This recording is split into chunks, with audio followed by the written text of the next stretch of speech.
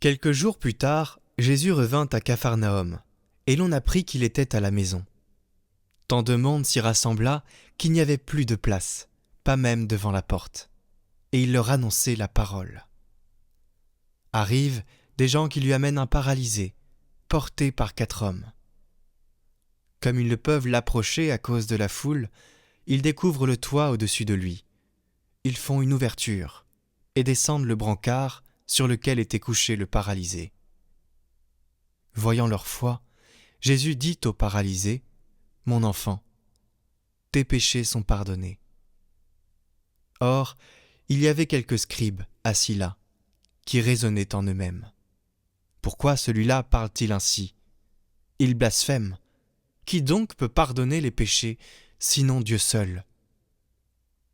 Percevant aussitôt dans son esprit les raisonnements qu'ils se faisaient, Jésus leur dit : « Pourquoi tenez-vous de tels raisonnements ? Qu'est-ce qui est le plus facile ? Dire à ce paralysé : tes péchés sont pardonnés ?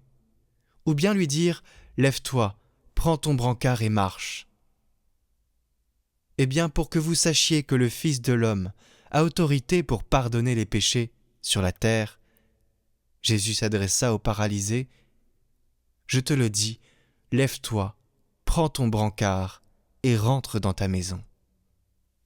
Il se leva, prit aussitôt son brancard et sortit devant tout le monde. Tous étaient frappés de stupeur et rendaient gloire à Dieu en disant : nous n'avons jamais rien vu de pareil. Jésus sortit de nouveau le long de la mer. Toute la foule venait à lui, et il les enseignait. En passant, il aperçut Lévi, fils d'Alphée, assis au bureau des impôts. Il lui dit : « Suis-moi. » L'homme se leva et le suivit. Comme Jésus était à table dans la maison de Lévi, beaucoup de publicains, c'est-à-dire des collecteurs d'impôts, et beaucoup de pécheurs, vinrent prendre place avec Jésus et ses disciples, car ils étaient nombreux à le suivre. Les scribes du groupe des pharisiens, voyant qu'il mangeait avec les pécheurs et les publicains, disaient à ses disciples : « Comment ? Il mange avec les publicains et les pécheurs ?» Jésus, qui avait entendu, leur déclara : « Ce ne sont pas les gens bien portants qui ont besoin du médecin, mais les malades. Je ne suis pas venu appeler des justes, mais des pécheurs. » Comme les disciples de Jean le Baptiste et les pharisiens jeûnaient, on vient demander à Jésus : « Pourquoi, alors que les disciples de Jean et les disciples des pharisiens jeûnent, tes disciples ne jeûnent-ils pas ?» Jésus leur dit : « Les invités de la noce pourraient-ils jeûner pendant que l'époux est avec eux ?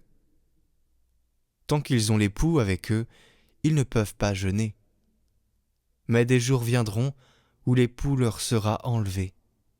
Alors, ce jour-là, ils jeûneront. Personne ne raccommode un vieux vêtement avec une pièce d'étoffe neuve. Autrement, le morceau neuf ajouté tire sur le vieux tissu et la déchirure s'agrandit. Ou encore, personne ne met du vin nouveau dans de vieilles outres, car alors le vin fera éclater les outres, et l'on perd à la fois le vin et les outres. À vin nouveau, outre neuve. » Un jour de sabbat, Jésus marchait à travers les champs de blé, et ses disciples, chemin faisant, se mirent à arracher des épis.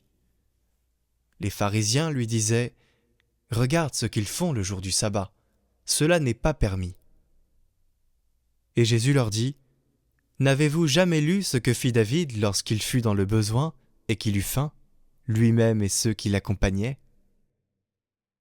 Au temps du grand prêtre Abiatar, il entra dans la maison de Dieu et mangea les pains de l'offrande, que nul n'a le droit de manger, sinon les prêtres. Et il en donna aussi à ceux qui l'accompagnaient. Il leur disait encore : le sabbat a été fait pour l'homme, et non pas l'homme pour le sabbat.